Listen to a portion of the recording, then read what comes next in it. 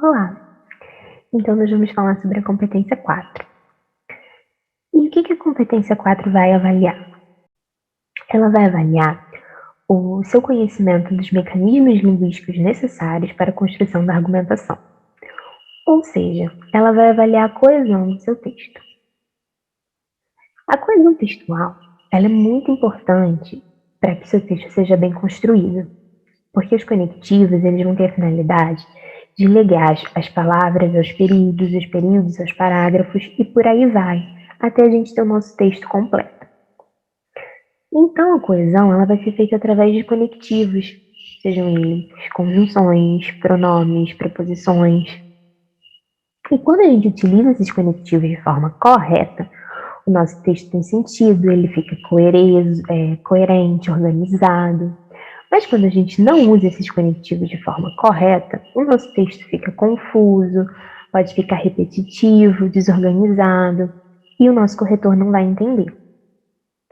Existem algumas estratégias de coesão textual e eu trouxe algumas aqui para vocês.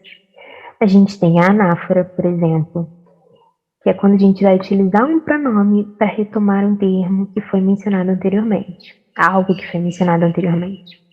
Então, por exemplo, é preciso que os casos confirmados fiquem em observação. Contudo, isso só será possível com o consentimento dos pacientes. Então, para eu não ter que repetir, contudo, os casos confirmados ficarão em observação somente com o consentimento dos pacientes, eu pego os casos confirmados, fiquem em observação e transformo no isso, tá? A gente tem a catáfora. Ai, meu Deus. A gente tem a catáfora, que é utilizada quando a gente utiliza um pronome para adiantar um termo que ainda não foi mencionado. Por exemplo, nunca vivemos tal situação, uma doença com essas proporções. Então, eu utilizo o tal para adiantar uma doença com essas proporções. Essa é a estratégia da catáfora. A gente tem a elipse também, que é a omissão de um termo da frase. Ela gosta muito de maçã, enquanto ele de banana. Para eu não ter que repetir enquanto ele gosta de banana, eu faço a elipse, omito o verbo. A gente tem a sinonímia também, que é quando eu substituo uma palavra por outra com significado parecido. Para o bem das crianças, os meninos e as meninas precisam ser preservados dessa situação. Então, para não ter que repetir crianças de novo, né, eu coloco meninos e meninas. A gente tem a hiperonímia, que é a relação estabelecida de uma palavra com sentido mais genérico e outra com sentido mais específico. Por exemplo, não se pode negar a influência dos europeus nos índios. Foi com a chegada dos portugueses que muitas mudanças começaram a ocorrer no Brasil.